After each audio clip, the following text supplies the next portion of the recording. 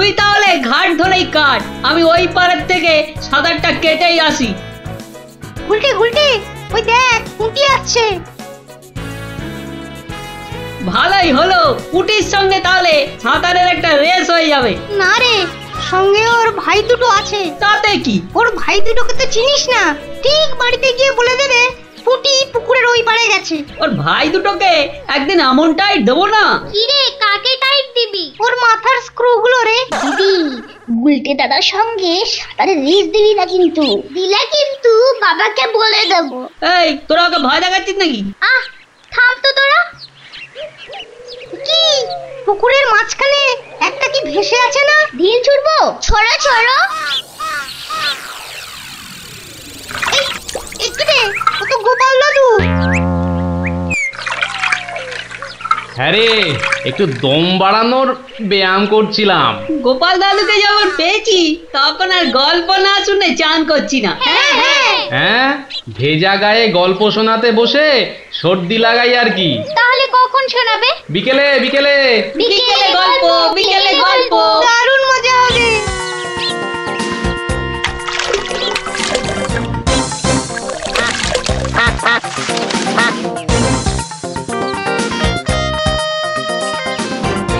গোপাল দাদু আজ বড্ড দেরি করছে। ওরে, সবুরে মেওয়া ফলে। ঠিক বলেছিস।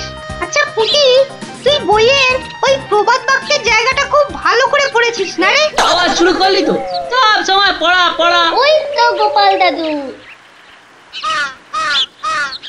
দাদু, আমরা তোমার জন্য কখন থেকে বসে আছি। বসে বসে কুমোর ধরে গেল। চল চল চল, আর দেরি না করে শুরু করি তাহলে গল্প।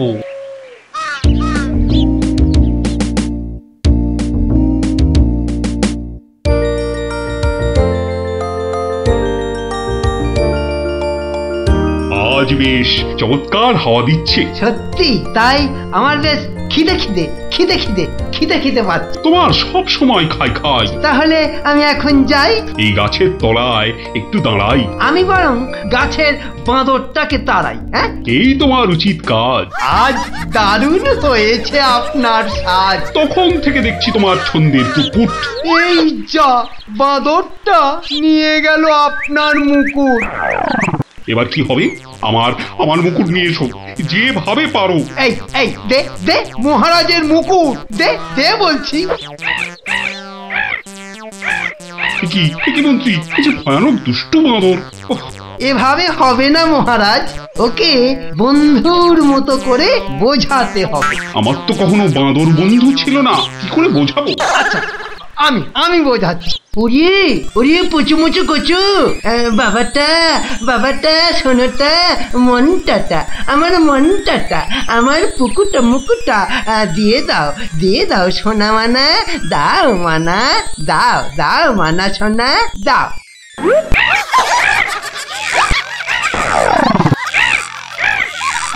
এই যে তোমাকে ভেঙাচ্ছে মন্ত্রী। তাই তো মনে হচ্ছে। তবে রে, এবার ঢিল ছুরি, হ্যাঁ ছুরি। কি বাচ্চাদের ঢিল ছোড়াছুড়ি হচ্ছে মন্ত্রী। যেভাবে হোক আমার মুকুট এনে দাও, আর কেউ এখানে এসে পড়ার আগে। কি মুশকিলে পড়লাম, এবারে কেউ এসে না পড়ে। মন্ত্রী, গোপাল না ওটা?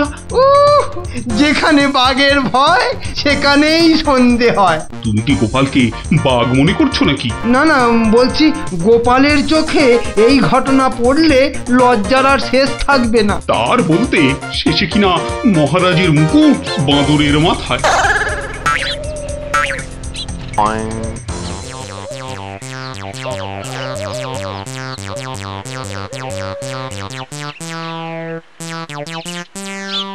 একি মহারাজ, লুকোচ্ছেন কেন? আহা, মন্ত্রী মশাই, আপনি আবার গাছে উঠছেন কেন? কি হয়েছে? ওহো, এই কাণ্ড। এতে লজ্জার কি আছে মহারাজ? যতই হোক বাঁদরটাই হচ্ছে মানুষের পূর্বপুরুষ। এত বকবক না করে বাঁদরটার মাথা থেকে মুকুটটা নিয়ে এসো দেখি। সে তো আনবই মহারাজ। তবে আপনার মতো গাছে উঠে নয়। এই, আমার মাথার পাগড়ি টান দিচ্ছ কেন? আরে মুখটা বন্ধ রেখে দেখে যান না মশাই। গোপাল, এটা কিন্তু বাড়াবাড়ি হয়ে যাচ্ছে বলে দিচ্ছি। বাড়াবাড়ি নয়, বাড়াবাড়ি নয়, বরং হচ্ছে বাঁদরের সঙ্গে মুকুটের ছাড়াছাড়ি। মহারাজ, আপনার মুকুট। আসি মহারাজ, এবার মাথায় মুকুট পরে বাইরে বেরোলে দয়া করে হাত দিয়ে ধরে রাখবেন। মন্ত্রী মশাই, আপনি বরং একটা দড়ি দিয়ে পাগড়িটা বেঁধে রাখবেন, কেমন? আসি।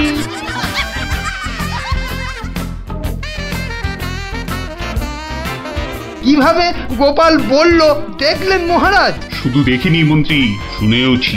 এর একটা বিহিত করতেই হবে, করতেই হবে। তুমিও ভাবো আর আমিও ভাবি।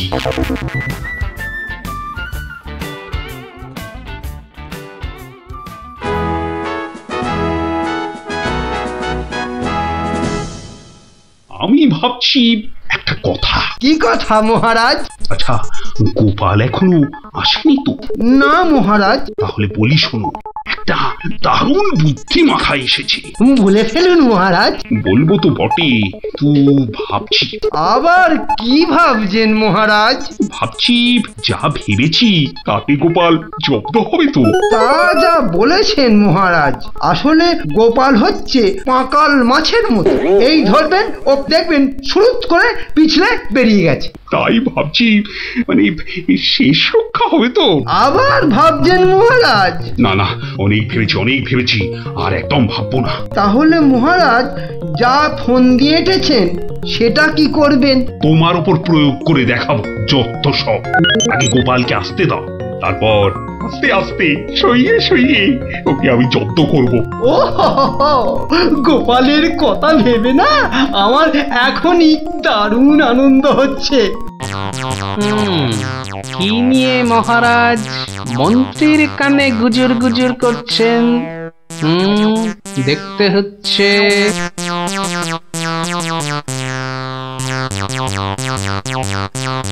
মহারাজ, গোপাল আসছে। আরে আসুন আসুন গোপাল বাবু। জানতাম কোন ফোন দিয়েছে। দেখা যাক। একি মহারাজ, আমার মতো অধমকে কি বাবু বলাটা ঠিক হলো মহারাজ? বুদ্ধিতে তুমি শ্রেষ্ঠ, তাই তোমাকে বাবু না বললে অপমান করা হয় নাকি? গোপালের মান তার আবার অপমান? ঢং।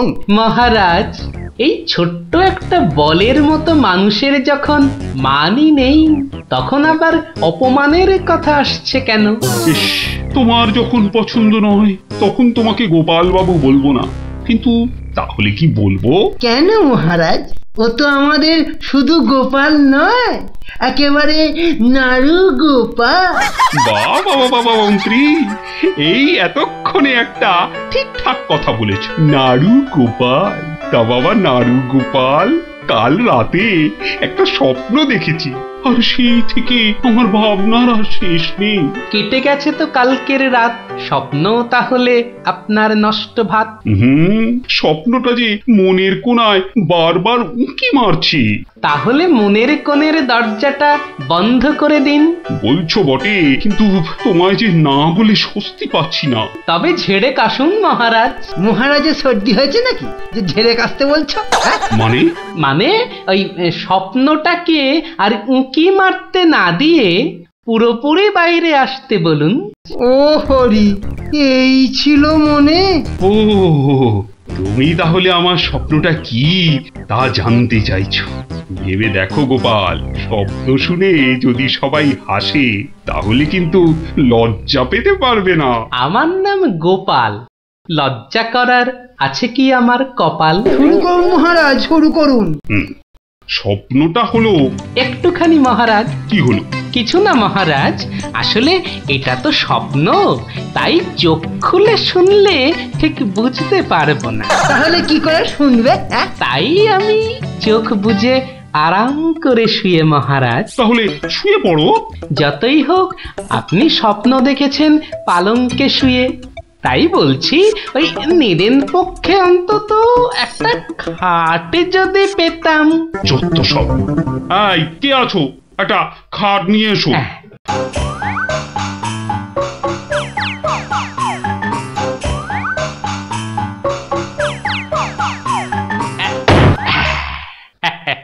এই তো, এইবার একটু আরাম করে শুই।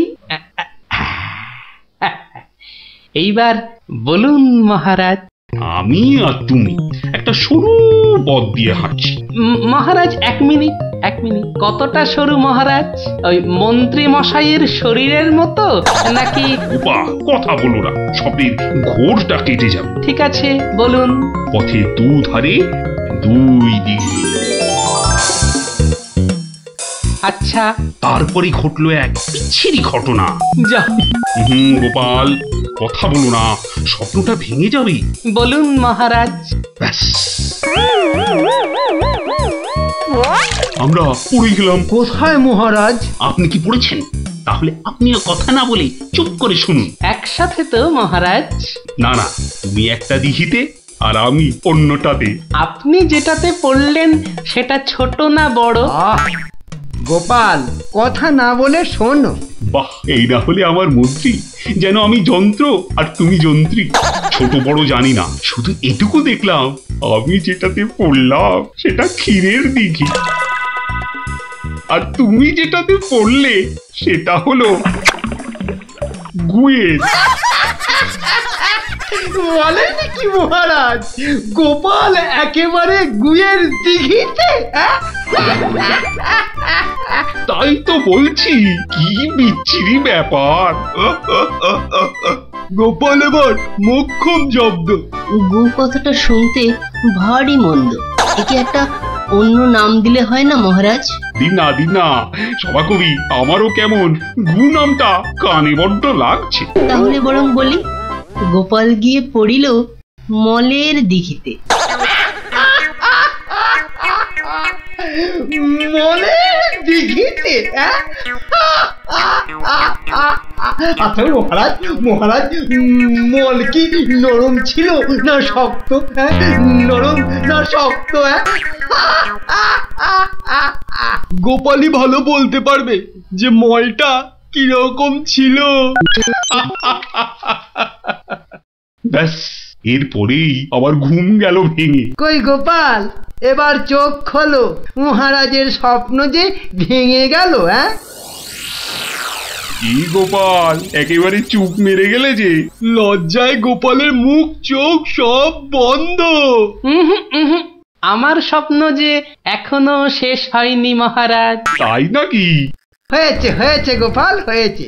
গোপাল, তুমি এইবার মহারাজের কাছে দারুণ জব্দ হয়েছ। ওঠো, লজ্জার মাথা খেয়ে এবার বাড়ি যাও। এইবার আমার স্বপ্নটা ভাঙলো। মানে মহারাজ, কাল ভোরে আমিও একটা একই রকম স্বপ্ন দেখেছি। বলো? কিন্তু আমার স্বপ্নটা একটু বড়, তাই স্বপ্নটা শেষ হবার জন্য একটু অপেক্ষা করছিলাম মহারাজ। আর জানেন তো মহারাজ, ভোরের স্বপ্ন সব সময় সত্যি হয়। তাই? তাহলে বলো, তুমি আর কি দেখেছো? মহারাজ, আমরা তো দুই দিঘিতে পড়লাম, আর তারপর কি? দুজন দিঘি থেকে উঠে পড়লাম। তখন মহারাজের গা ভর্তি ক্ষীর আর আমার গা ভর্তি থুরি ময়লা। কিন্তু ওই পরিষ্কার করব সেরকম জল কোথাও নেই মহারাজ। তখন কি করলে? তখন আর কোনো উপায় না দেখে আমরা দুজনার গা চাটতে থাকলাম মহারাজ। মানে খুব পরিষ্কার। আমি মহারাজের গায়ের ক্ষীর চাটতে থাকলাম, আর মহারাজ আমার গায়ের ময়লা চাটতে থাকলেন। কি দৃশ্য! ব্যাস, আমার ঘুম ভেঙে গেল মহারাজ। কি বলছো কি গোপাল? যা দেখেছি মহারাজ, স্বপ্নে তাই বলছি। সবাই সবাই আমার দিকে কি দেখছো? হ্যাঁ, কি দেখছো তোমরা? যাও যাও, আজকের মতো সভা পণ্ড। কেমন জব্দ এবার গোপালের সঙ্গে পাঙ্গা? বোঝো কেমন করলাম চাঙ্গা?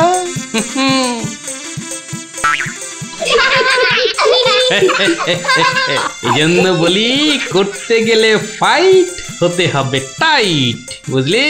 সত্যি গোপাল দাদু, তোমার জবাব নেই। আর একটা হবে নাকি দাদু? দিনে একটাই গল্প যথেষ্ট, আর নয়। তাই তো বলি গোপাল দাদু, আর তার গল্প শুনতে হবে অল্প স্বল্প। এই তো আমার গল্প শুনে শুনে দেখছি তোদেরও বুদ্ধিও খোলতাই হচ্ছে। হ্যাঁ